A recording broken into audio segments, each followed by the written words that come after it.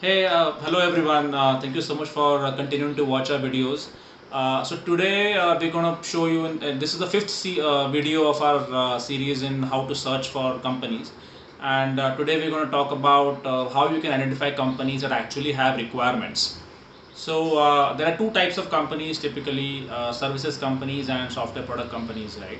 So services companies have different kinds of criteria in terms of identifying the requirements, and product companies, of course, have different kinds of criteria. So let's look at them both differently today.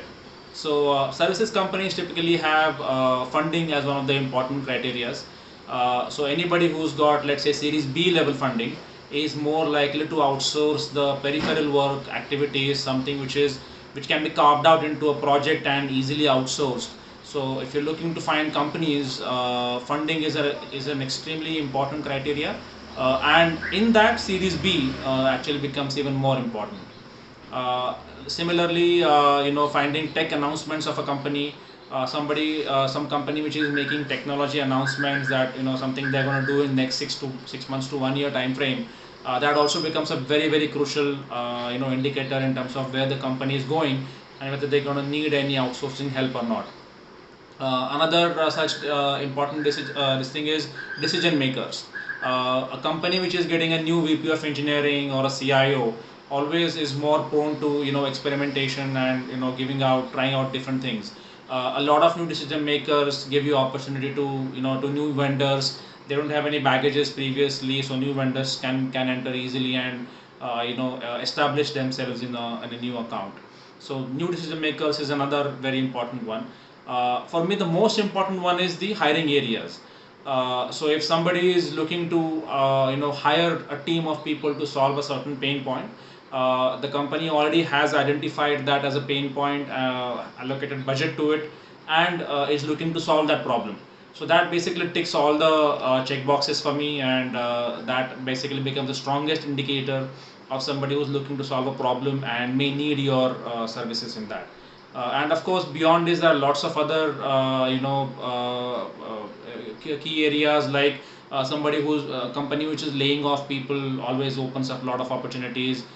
Somebody who's announcing that they are launching a new product can open a lot of legacy opportunities for you for products and also for new companies.